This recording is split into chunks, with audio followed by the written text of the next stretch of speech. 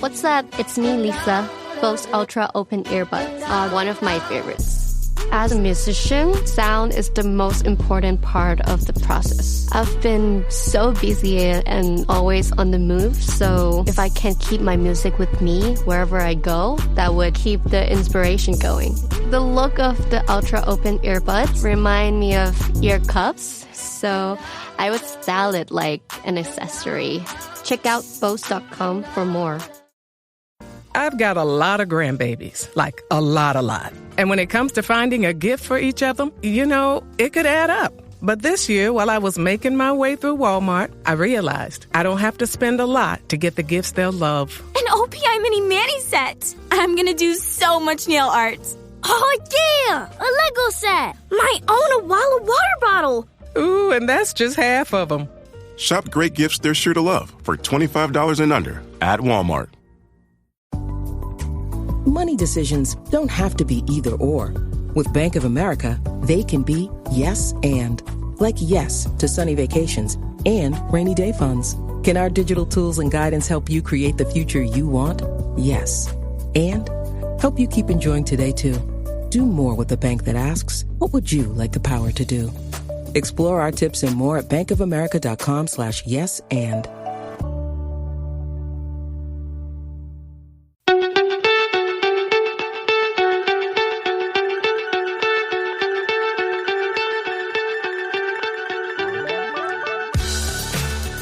So attention cricket clubs and cricketing family, are you ready to step up to the crease and make a long-lasting impact on your club's legacy? Listen up, we've got something special for you. Introducing Fund It Now, the revolutionary fundraising platform that's changing the game for cricket clubs everywhere. With Fund It Now, clubs of all sizes can create a lasting legacy by selling personalised plaques to their passionate members, supporters and cricket club family. That's right, Livo. Fund It Now has already left its mark on some of cricket's most iconic venues like Lords, the home of cricket, Somerset County Cricket Club, and with projects such as the Father Time Wall and Somerset Legends Wall. There's the best part, Hugh. There are absolutely no upfront costs. Fundraising has never been more simple or accessible. Imagine walking around your club's ground or up to the pavilion and seeing a bespoke wall of dedication, celebrating the history of your club and supporting its future with every plaque. It's like your club's very own shrine to the sport we all love. And getting involved couldn't be easier. Simply visit Fund It Now's website at funditnow.co.uk to get started today, or drop them an email at info@funditnow.co.uk to learn more. It's time to rally your supporters and start raising money like never before. And don't forget to tell them you heard it from us at the Premier League Cricket Show. So what are you waiting for? Join the ranks of clubs and grounds like Somerset County Cricket Club and Lords and make your mark on cricket history. Visit Fund It Now today and start building your fundraising platform. That's funditnow.co.uk. Fund It Now, where passion meets purpose at your cricket club, and begin creating your own legacy.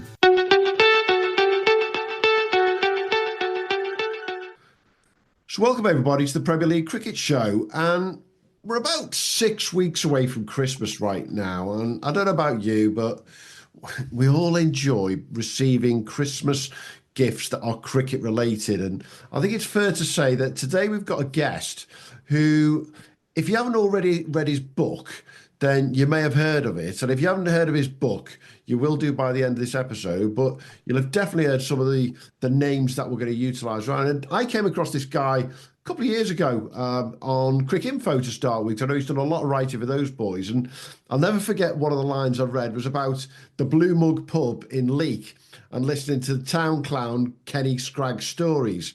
Now, that's because I'm from living in Burton and knowing these sort of areas around Staffordshire.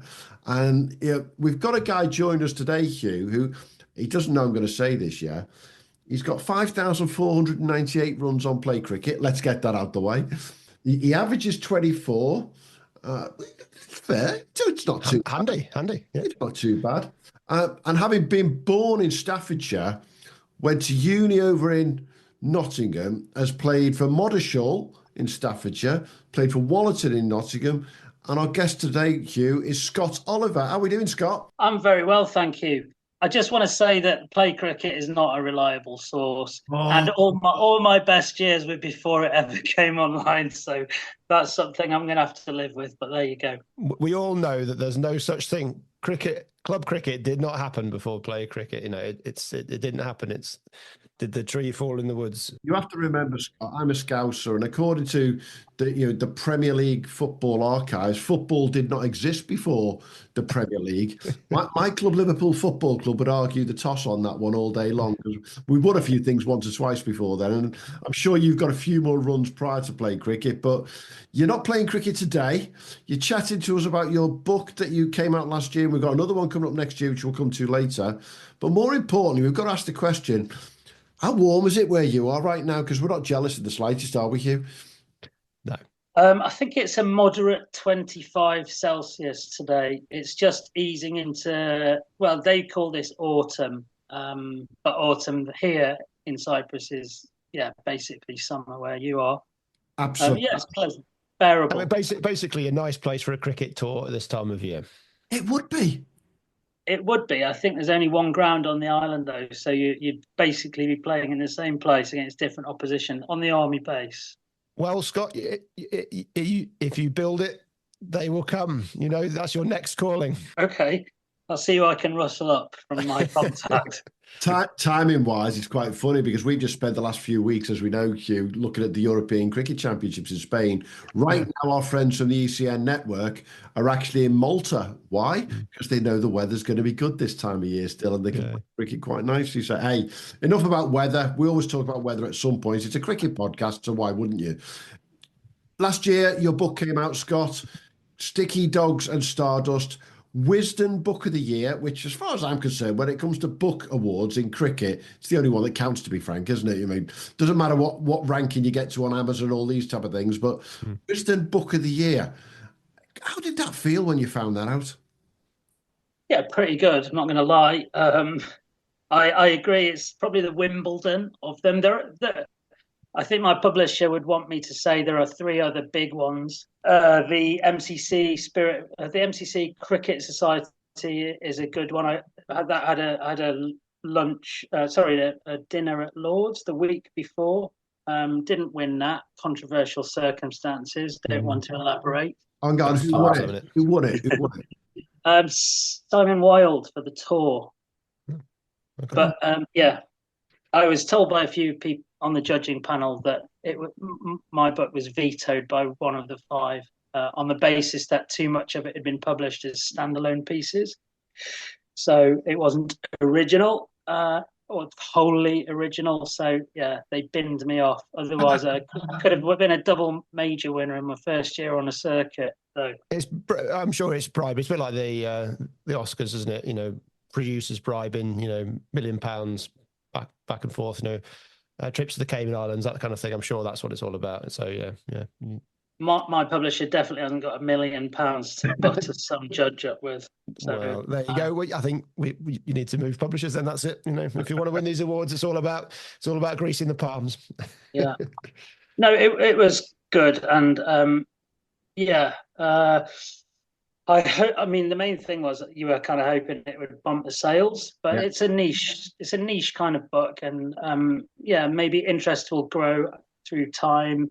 But I haven't done it for that. I've done it because it was an untapped area of cricket writing. If you play at Premier League level, you have these encounters, probably less so now, obviously, since cricket has changed and star players don't need to come here for a few quid anymore. But I just felt, and I write a column for Wisden Cricket Monthly magazine called the Club Cricket Hall of Fame, and I've come across so many good stories from club cricket. I just felt that it was an underreported area of cricket writing in a way, and there's a lot of magic in there. So once I started to, a bit like a cave system, and you just keep finding more and more the deeper you go into it. So that was the motivation rather than winning the awards. I was massively shocked, honestly, to win it, but it did. And I think you have to have a bit of luck with who the judge is in that particular year and whether it chimes with their personal interests, which I got lucky with, Tony. But it's been good. There's a lot about timing when it comes to these things. And I think you've hit the nail on the head when you say the underreporting of this. And this is something that Hugh and I, let's just put it this way, we go on about it a little bit because we think club cricket, and more importantly for us, Premier League cricket, is so vastly underreported around the country. That's why what we do, and we talk about the 32 ECB Premier Leagues, we talk about the 370 odd clubs in there, and they are the core of cricket society around the entire country, without a doubt. And I think that's where you sort of hung your laurels as such, isn't it, Scott, when you've gone to writing this book?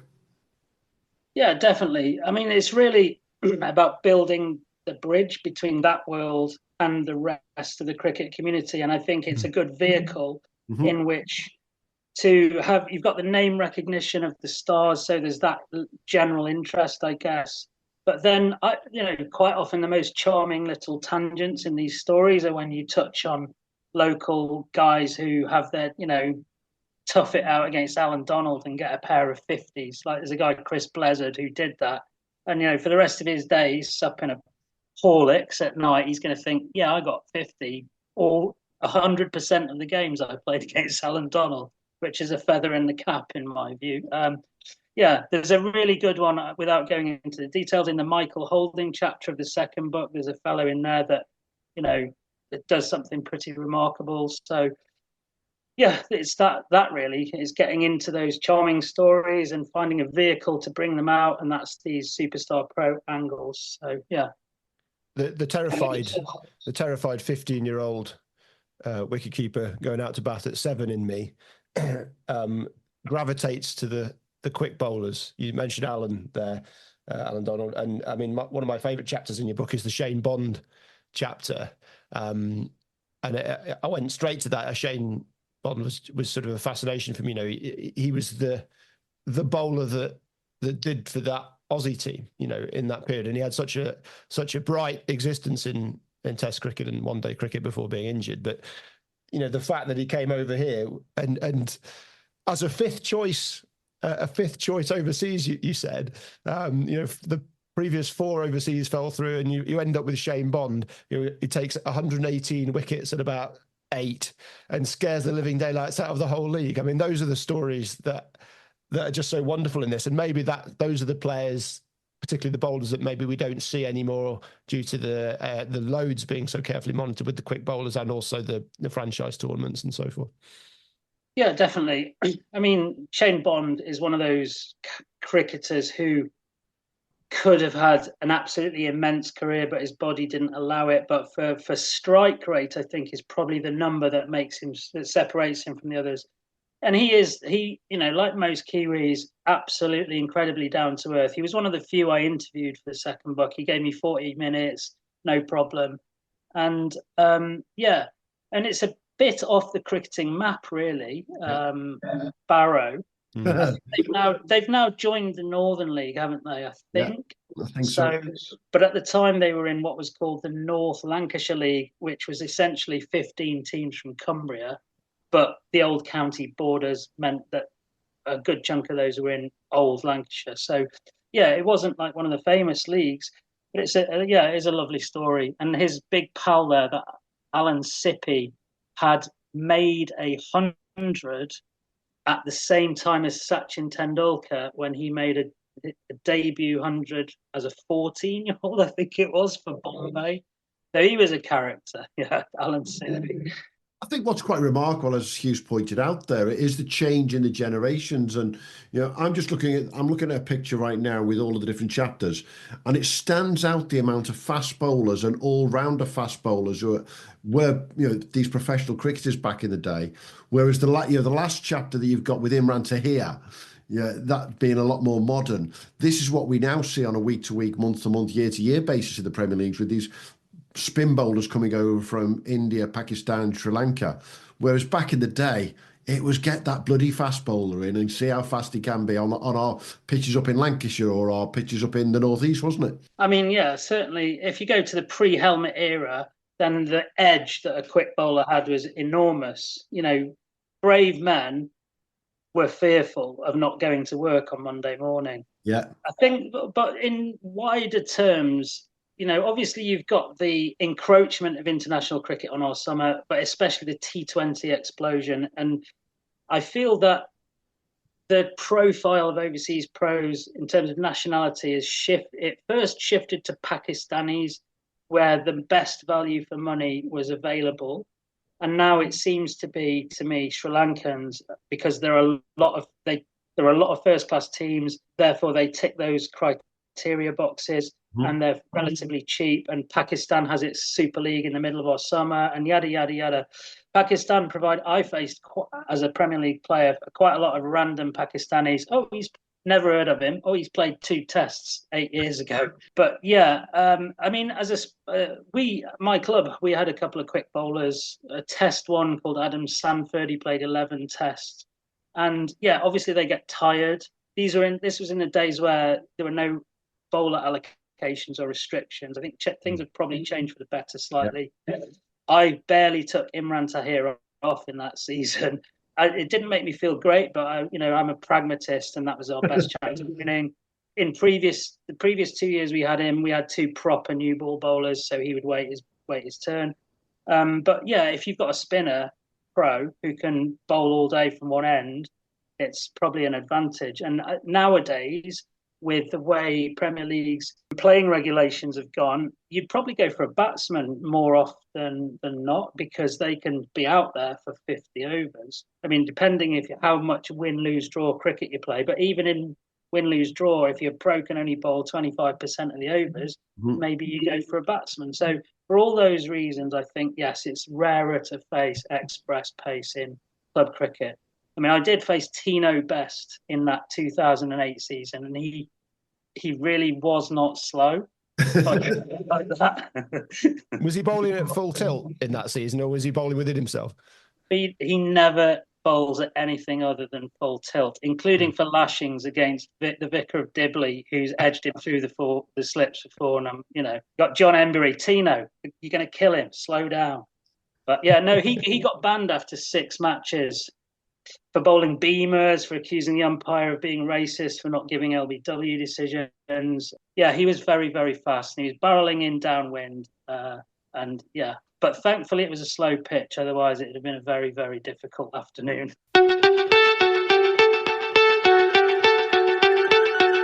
Yeah, I mean, just talking to the fast bowlers there, the Curtly Ambrose chapter.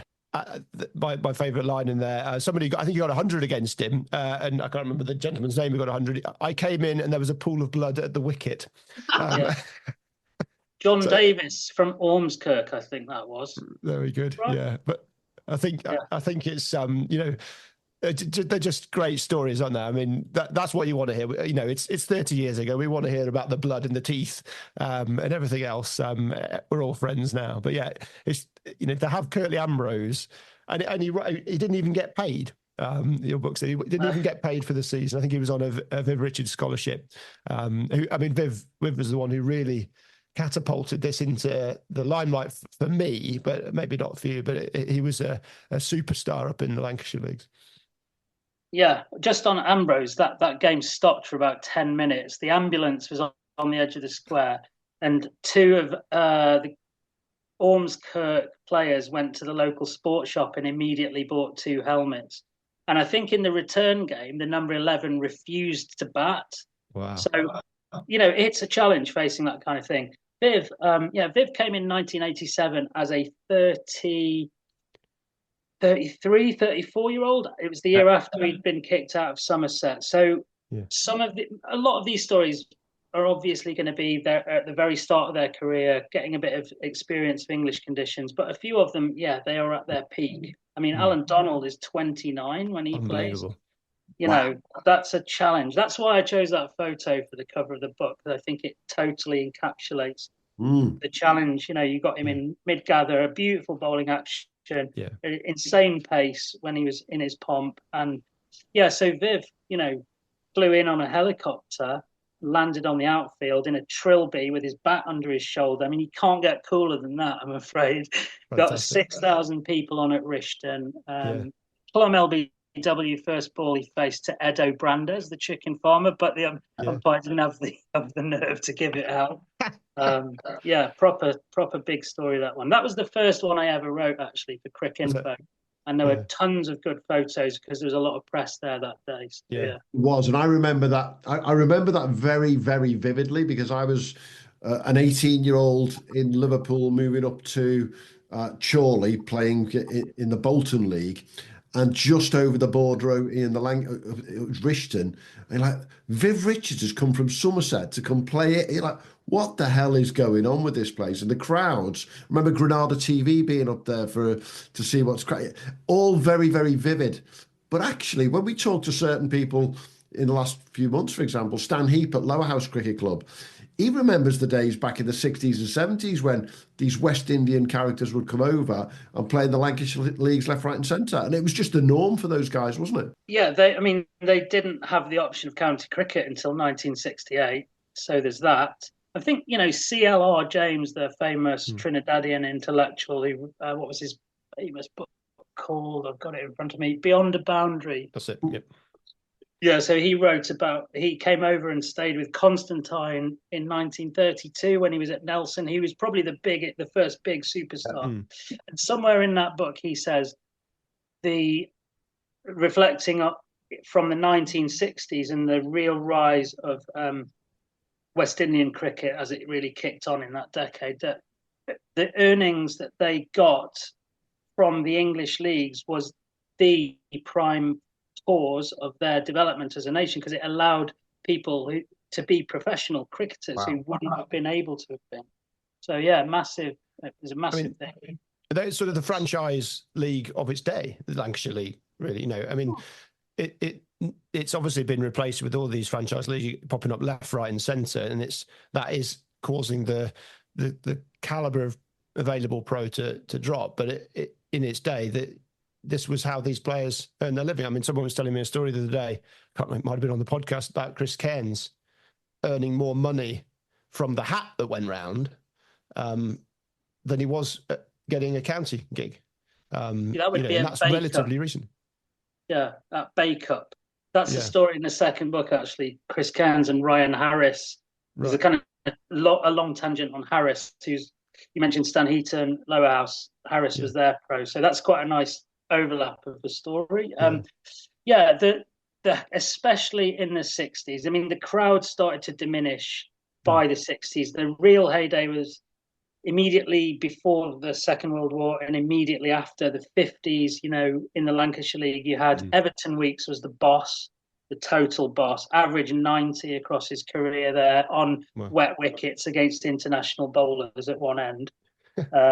You got people like Ray Lindwall played up there, who was the world #1 bowler for about 5 years. You got a great off spinner called Hugh Tayfield, a South African, who got battered playing for East Lancs, Clyde Walcott. So yeah, you're talking probably 5,000 crowds as a regular thing on most of those grounds at that period. So yeah, you can imagine the size of the collections. And when Gary Sobers started at Radcliffe of the Central Lancashire League, he was told by Frank Worrell, you have to, if somebody else is approaching a 50 and you're approaching your 100, you have to separate them out so that there are two collections that go around the ground and you get as much money as possible, rather than getting it in the same over and you're going to half your potential earnings. There's a beautiful photo actually of Viv at Rishton. It's a grainy photo, but he goes around and does the collection for one of his teammates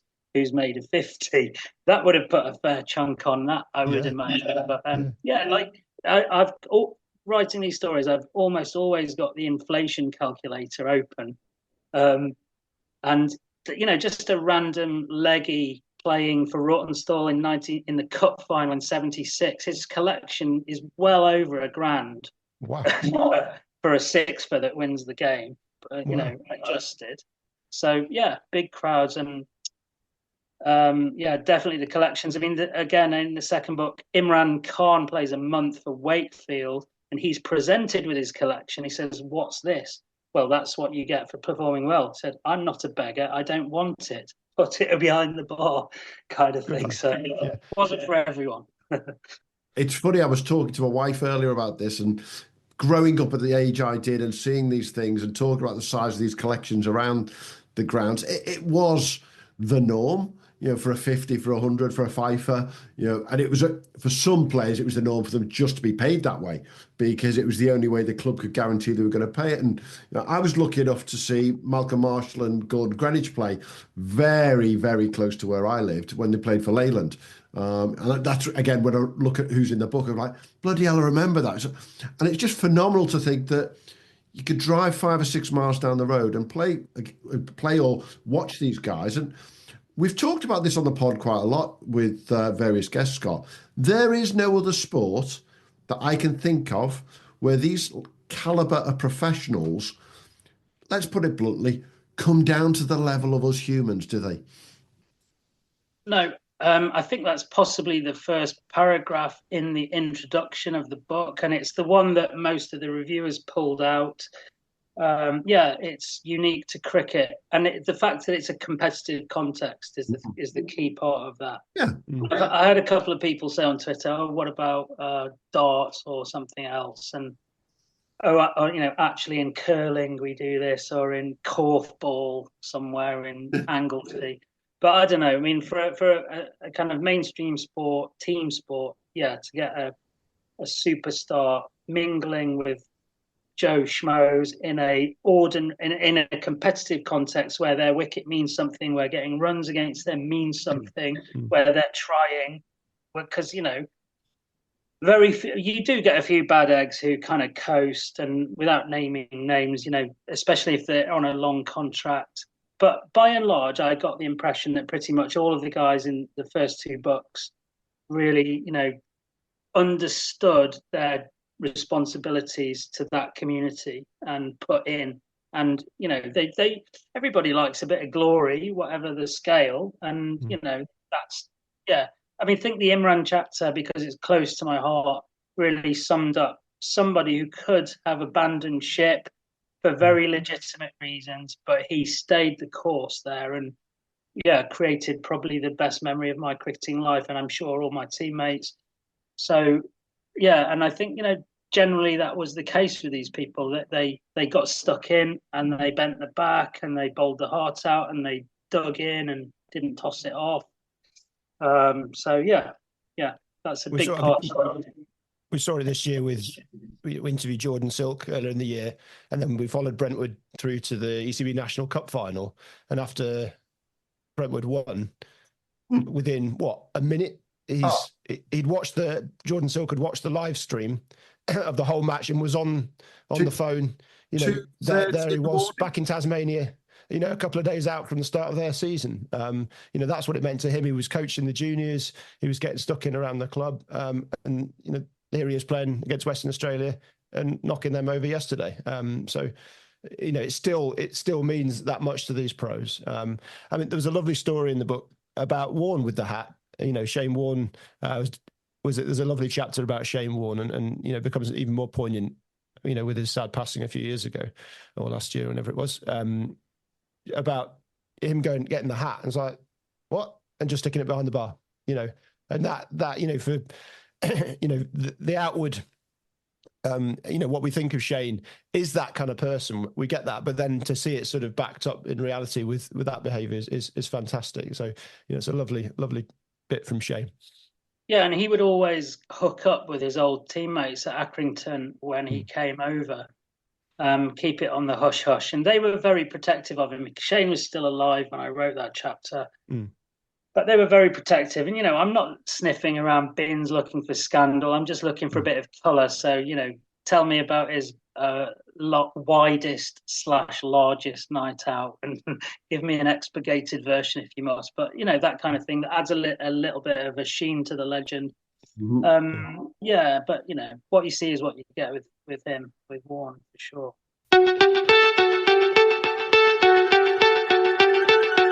Of all the chapters in the first book, Scott, which one would you say was the one that when you wrote it and you'd done your research was the one that went, oh bloody hell, that's the one that's really surprised me? Surprised me. That's a tough question. Maybe Wasim Akram, possibly. So that was a kind of bit of a circus, and it's only 5 games he plays, league games. but there's a lot going on at the club that year. And I discovered Channel 4 had made a documentary about the season. Wow. And it's whoever's put it on YouTube, it's very, very bad audio quality, but you can just about make it out. And lots of the things that are going on have got nothing to do with Wasim. It's just a bunch of people trying to, coattail on his fame. Mm-hmm. But there's a lot going on, and there's lots of little aspects of the general chaos of Pakistan cricket at the time. There was the Qayyum report into match fixing going on, and he had to leave at one point. He had a diabetic attack at another point and was lucky that he was found, otherwise he may have died. Yeah, the Smethwick was his club. The first half of the season he's playing in the World Cup, and the final that year was Pakistan versus Australia. And both captains, Steve Waugh the other, had been pro at Smethwick, which must be unique, I would guess. So he turns up, he's doing commentary for Channel 4 on whatever the test series was that year. Might have been the Ashes. No, not the Ashes. 99. Anyway, so yeah, various things going on. Smethwick played Pakistan in a World Cup warm-up game. Smethwick first team. Who have we got this week? Oh, Pakistan. And then his autobiography came out, didn't it, last year, and he confessed to having a massive cocaine habit through various parts of his career, and you kind of think you filter that information into what you know. And some nice little vignettes in there. Some Birmingham League at that time, I would say, was probably the best league in the country. At the back end of its 80s, 90s, if you do it on national knockout wins, then and some, it's got a massive catchment area, 2 first-class counties feeding in. So current, ex, and future county cricketers and loads of gnarly minor counties players and so forth. And, Wasim did not have it all his own way. And there's a couple of people I've done in the Club Cricket Hall of Fame for Wisden, Wisden Cricket Monthly. Both, they put on 120 odd against Wasim, bowling, by all accounts, bowling properly. Short spells, but bending his back, So, that one was an unusual one. And obviously, I kind of expected the KP chapter to be fairly sour, to be honest. He definitely is someone who's gone back to his club and been welcomed with open arms. But there are little bits in each one that are surprising, but probably not the overall thing. Maybe on stats, people might have underperformed if I could think about it. But it is. I mean, it's difficult getting runs in club cricket. We see the pros coming over regularly, and it takes a while, and they do tend to find their feet, but it can take a long time to find their feet. I mean, the one that didn't take a huge amount of time to find their feet was the Adam Gilchrist chapter. I think he finished on something like 3,800 runs for the season as a 17-year-old. I mean, that's just an astonishing... That's not just league runs. I think that he was playing pretty much every night of the week by the sounds of it, but that's a really astonishing chapter, that Adam Gilchrist. It's the first one in your book, and just...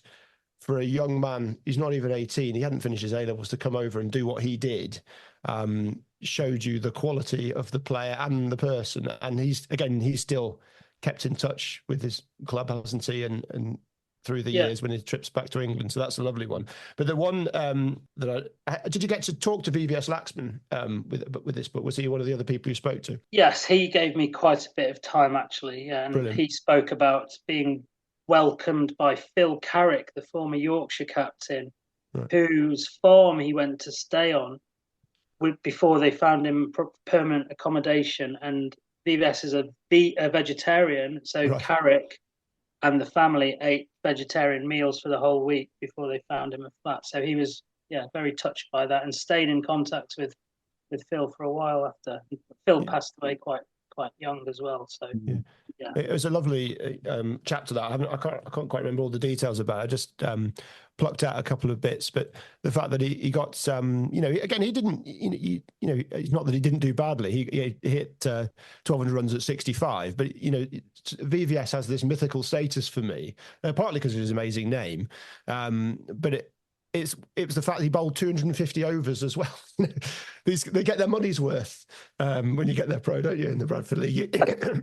I think that was probably in the first year at Hanging Heaton. He moved to Pudsey Kongs in the second year, essentially stolen by Phil Carrick. But his teammate at Pudsey Kongs is Matthew Hoggard, and they have like long nets where Hoggard's dog is fetching the ball and stuff. And yeah, the thing that came through was BBS practiced just so long, and all the young uns at the club that at that time now all remember being corralled into bowling it for hours at VBS in the nets.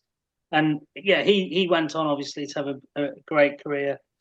And the following year they did the same thing Pudsey Kongs did. They stole Mohammed Yusuf from at the time Yusuf Yohana. So they took him from Bowling Old Lane, and he did quite well in those seasons. But to go back to the previous question, someone who surprised you, his third year of club cricket at the end of his career, 2011, at Smethwick, half a season, and he plays a bit for Warwickshire in that summer. His average is under 30, and this is the guy with the most runs in a Test calendar year, right? Still, although Root might break it this year, but so that was a surprise, that he didn't dominate. Yeah.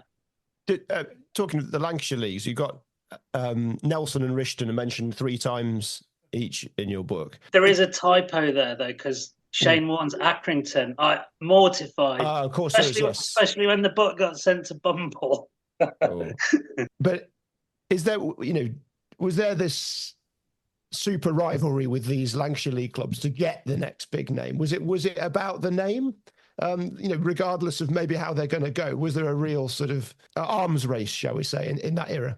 I think the later you get, the less it is the case, but certainly it's not so much the arms race in terms of winning trophies. I think it's about getting people through the gate, paying money to watch them. Yeah, that's the thing. And Rishton really kind of were a middleweight club for a long time, and then kind of started pulling in. Michael Holding was the first big one, 81. Viv 87, Donald later. They had Jason Gillespie at one point. The Azharuddin chapter is also a Rishton one. And if you've read that, I think this is the most absurd list of sub-pros that can ever have existed, right?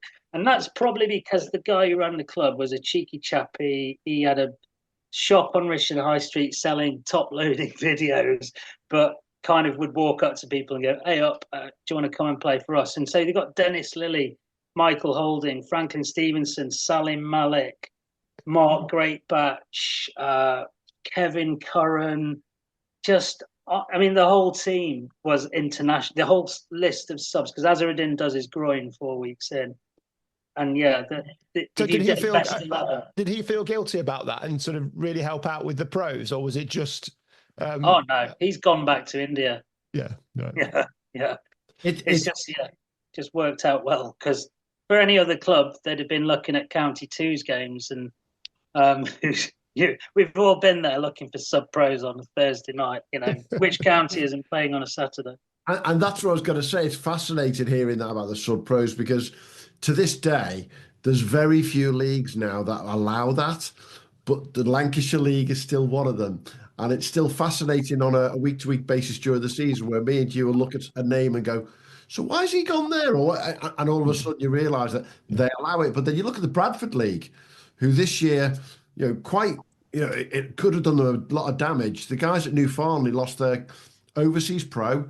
About 9 games in, he went and played for Derbyshire. He then gets injured. They never see him again. They're not allowed to replace him. No sub-pro. And it just shows the difference that it can make to a club. Now, to be fair to New Farnley, they went on and won the league, so they did a remarkable job. But back in Lancashire, you got Daniel Salpietro at Lower House jumping over into the Northern Premier League to play 1 week, Saturday, Sunday.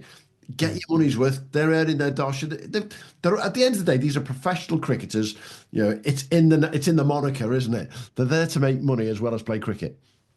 Yeah, the one caveat with that would be, if your pro goes somewhere else and breaks a bone, you're not going to be that happy. So you'd want some kind of insurance in the contract there. Absolutely. I mean, we play one of the more interesting bowlers I faced back in the day was Franklin Rose, if you remember him, big Jamaican fellow, and he was throwing. I think he's in the Donald story actually. So that it was that year, '96. He's throwing in the Lancashire League, but he plays a game in the Staffordshire League, and I think we'd already been promoted. It was the second last game of the season, and the team we were playing was in a dogfight for the other relegation spot. And their normal pro, was a local dibbly-dobbler outswing bowler, half decent batter.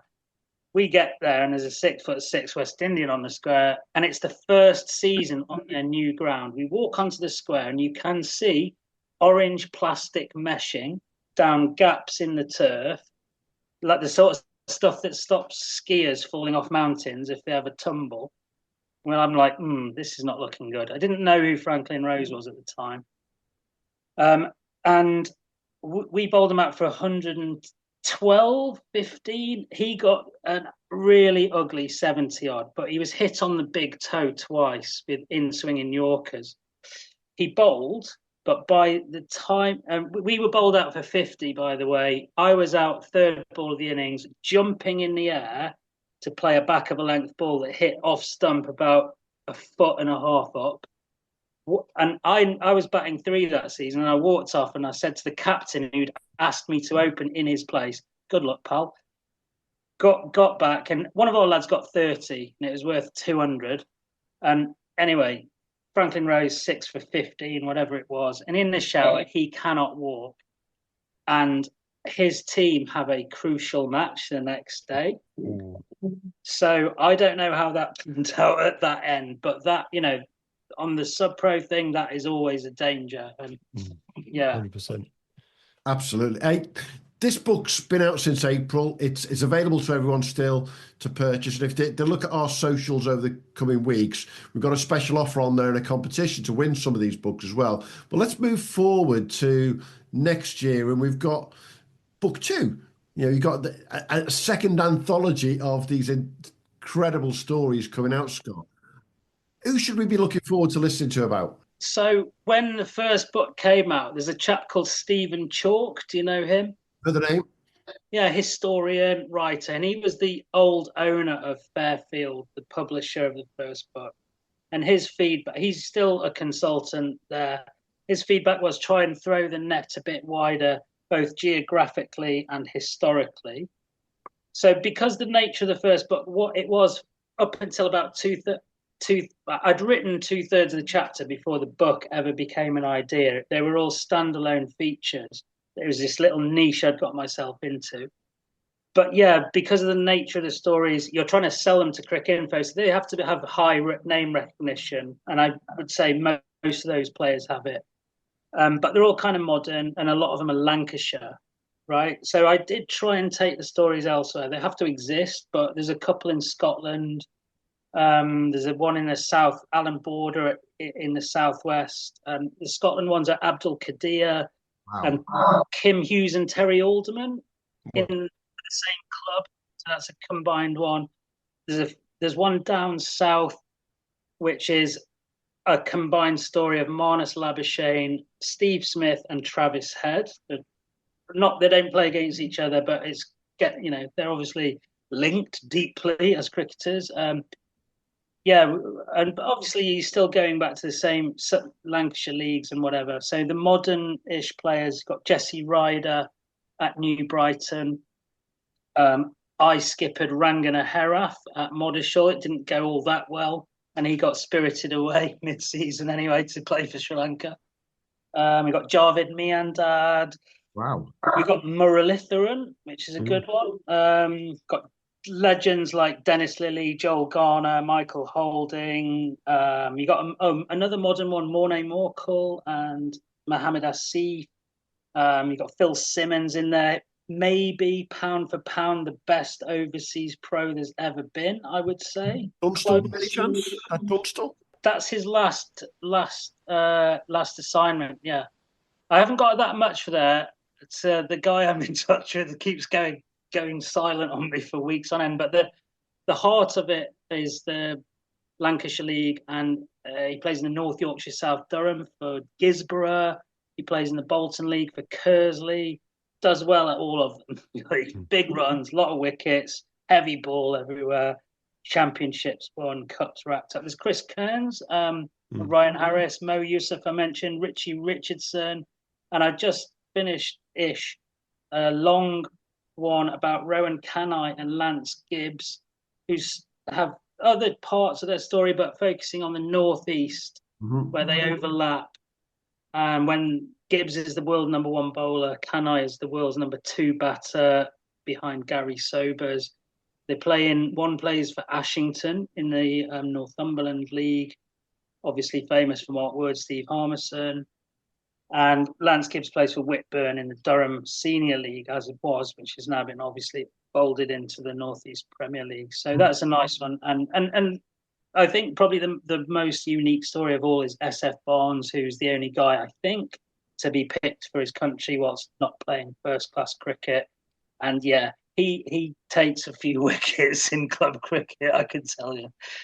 So yeah, lots and lots of bits and bobs in there. Have you thought about flipping it round and doing sort of the English and Welsh players going abroad and into the South Africa, Australia, New Zealand scene?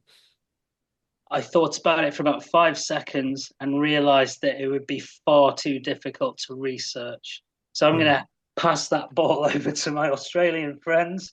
Adam Collins, you can write that one. The information isn't online, and that's the first obstacle. One of the reasons the Lancashire League, besides having probably the highest concentration of superstars, is all the scorecards are online.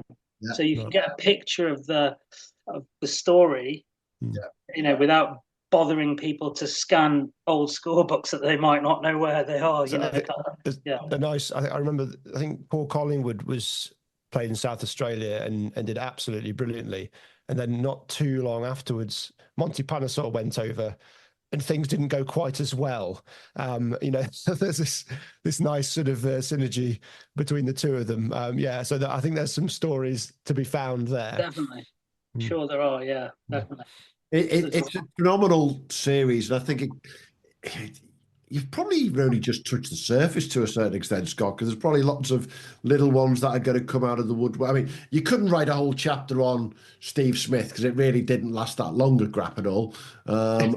He did pretty well that same year when he went down to Kent instead, couldn't he? And he's possibly I'd say the single biggest name to have gone and played in top level cricket here in the UK in the last 20 years. But we know that he didn't come to the most auspicious starts when he was at Grappenhall in Cheshire. For those who don't know, he got pissed, he got very ill, and he decided he was homesick. He didn't even play a game for them. Absolutely. But it just shows that, as Hugh said, we spoke to Jordan Silk this year. We spoke to Caleb Jewell, who's been playing at Doncaster Town over the last couple of years, and he's coming back to play for Derbyshire next season. And there is still a myth and a legend around coming to play club and county cricket in this country for the Aussies, for the New Zealanders, and obviously clearly for the Sri Lankans, Pakistanis, and Indians. I don't think that's ever going to go away, that myth and legend. Do you, Scott? No, I don't think so. I think the myth is do you think that they have the mythology of doing it when they come? Yeah, I mean, I guess the stories are passed around in the clubs of the grade system over there, of the life lessons as much as the cricket experience they can get. I feel like the Australians in particular, there are more stories of them in the south of the country, actually, in the Premier League era. You'd get like a emerging state player. I don't know why, but they seem to end up in the south. Gilchrist in the book is, that's London. Langer, he played in Kent. When I looked into the Aussies, quite a lot of them were in the south. I've got no idea why that was, but they all know from our colleagues at CricX, that is the place they want to go to London. So there are only so many teams in London. So the best Aussies get those teams, and then the rest filter out. But so that's why you get these real high caliber players going to London. There just aren't that many teams in London, so they can be very, very picky, because the Aussies are desperate to live there, and there's a big Aussie population there year in, year out. Yeah, I mean, the Travis Head, for instance, that story, that part of that story in the second book, he comes over on a program with the Australian Cricket Academy, which is a hookup with Hampshire. So they all go to Southampton. There's 6 of them. Share a flat. Ashton Turner was there. I think Zampa was there the year before. And they basically get apportioned a club, or there's some kind of auction or draw out of a... No, it was a draw out of a hat, it was. So, yeah. One of the ones that year was Ashton Agar, who went to Henley and then obviously made his Test debut. He was pulled out from Henley to play at Trent Bridge, I think it was. Got 90, did he get 98 at number 11, something like that? I was there. Yeah. So Travis Head gets assigned out of a lottery draw to Ventnor on the Isle of Wight. So I reckon he's the only overseas pro story that has to get a boat to his matches. So that's a nice one. But modern stars. The Kiwis, none of them are all that glamorous, are they? Maybe Kane Williamson aside, but I did find that a lot of the current team, and I based it on the World Cup team from last year, and I was looking who's played in league cricket, not using Play Cricket, using Cricket Archive. They've all had a little dabble. A lot of them in the south, but Daryl Mitchell, who's a fine player, he played at Blackpool, which is a club with a lot of these stories. Actually, Richie Richardson played there, and Did Daryl play in the Derbyshire League as well? I've got a funny feeling. Devon Conway was Matlock, which is 5 minutes down the road from me. So, Matlock. He played at Taunton, Kersley, Vauxhall, Mallards, and Nelson. So he has been all over the place, Devon Conway. Yeah. Clearly, very well done. Clearly. Maharaj, he played Lancashire League Cup 5-6 years ago. I think he was an established Test cricketer at the time. So very rare. But he's not he's not going to be hot property on the T20 auction circuit, is he? Or he's certainly not then. No. Now he might be. So very rare to get these stars, and that mystical experience. I think that mythical experience.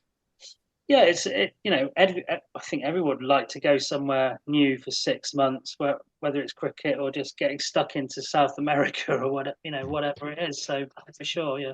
But from player development, there was just one lad that jumped out at me, and I forget his name.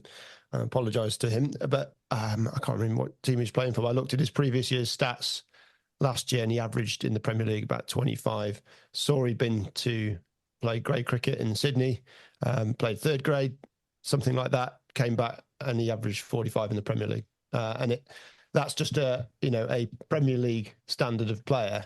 So for the guys with higher aspirations, it's the same, but they're going to jump onto the next level. And you can see from the list of names that you've got here, particularly the young lads, your Adam Gilchrist, your AB de Villiers, and so on, they use it as a stepping stone to fire them onto greater things. And it works both ways. I think what they both took from it more than anything else, and a lot of them do, is thinking for themselves, fending for themselves. That's it. Not having somebody mollycoddle them, having to work out how to use public transport and get the clothes clean and yada, yada, yada. Especially when they're at that age, that's the main learning. And the cricket is a part of it, but not the be all and end all. But it does feed back into the cricket, definitely. That KP chapter, I mean, it's a really fascinating chapter. It's worth buying the book alone just for that chapter on Kevin Peterson. And it really paints a picture of how he became who he was and what a player he was. Everything about the man. It's fascinating. It's a fascinating chapter, warts and all. I've got huge respect for KP. I think he's I really like him as a commentator and coach and things like that. And you accept these faults with him, and all these faults within him are there. And this determination. He had a determination to succeed, mostly in his bowling. But and you can see how he became so good. And it's fascinating. Yeah, for sure. There was one of the teammates he had, a young fellow, was Stuart Burrows. I think he plays for Tamworth these days or somewhere around there. I think he's still going. And his eyes were open. I think KP struggled throughout his career to deal with confident, assertive people and found it. So he kind of overreacted in lots of situations instead of staying calm and talking something through. So I think he found it easier to relate to people who looked up to him. And, I do speculate that there's a little streak of narcissism in Kevin. And maybe that feeds that part of his personality. Undeniably a genius. And it's a kind of unanswerable question to me whether he needed to be wired the way he was wired to be the player he became. Certainly, in terms of the pathway that he took, he needed that kind of belief in his own ability. I don't think he's super self-confident in general terms, and Michael Vaughan made that point, didn't he? As his captain, he was someone who constantly needed to kind of bolster their self-belief. But once he walked onto a cricket field, it was all melted away, and he was the most box office England batsman of my lifetime, probably along with Ben Stokes. But there is a price to pay there for the people who are around him. And at Cannock, which was at the very top end of one of the best leagues in the country, and his captain had played 10 years first-class cricket. He'd got very decent minor counties players in there, strong personalities. So they were known on the minor county circuit at the time, Staffordshire, as being the grumpiest team in history, and Laurie Potter was the skipper.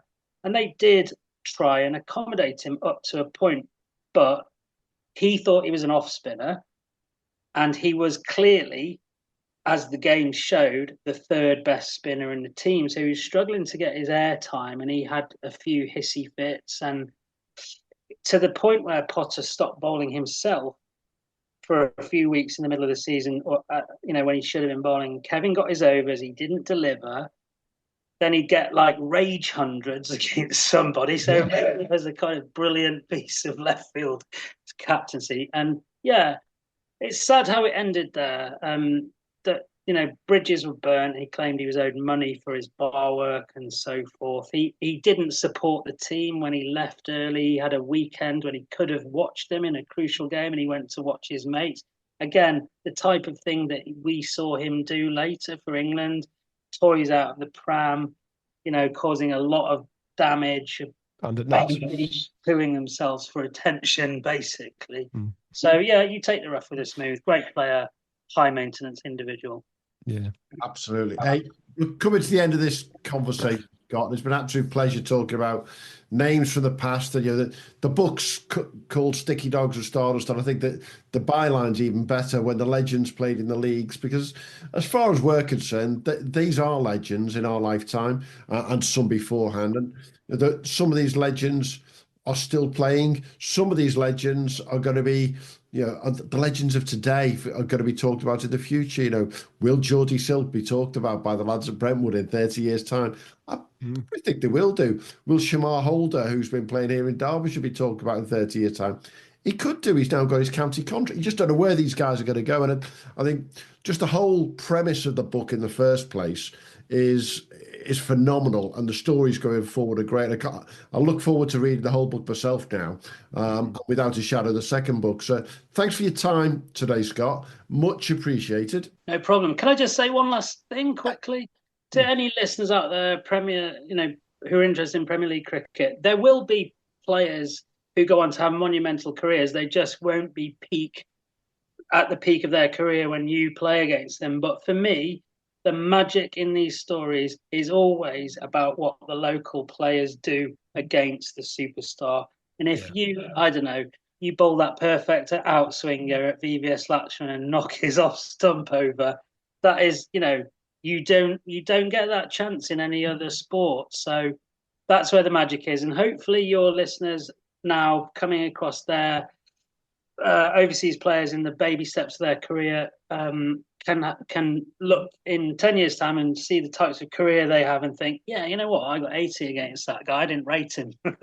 I got Steve Smith drunk and he went home.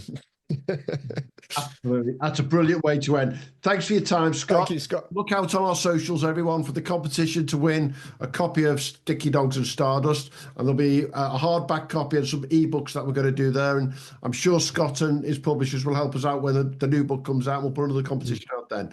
Thanks a lot for your time, mate. Thank you, Scott. No problem. Cheers. Thanks, guys. All the best. Thanks for listening to the Premier League Cricket Show. If you haven't already, make sure to hit that subscribe button so you don't miss out on future episodes and stay updated on all the latest news, views and discussions from around the Cricket's Premier Leagues. And be sure to follow us on X, formerly known as Twitter, and Instagram at TPL Cricket Show on both. Join the conversation, share your thoughts and connect with us and your fellow Premier League cricket fans. And hey, if you enjoyed the show, why not show us some love? Leave us a 5-star review on your favourite podcast platform, as it helps other potential listeners to find us when they're searching for cricketing podcasts. Thanks again for being part of the Premier League Cricket Show family, and until next time, have a good one.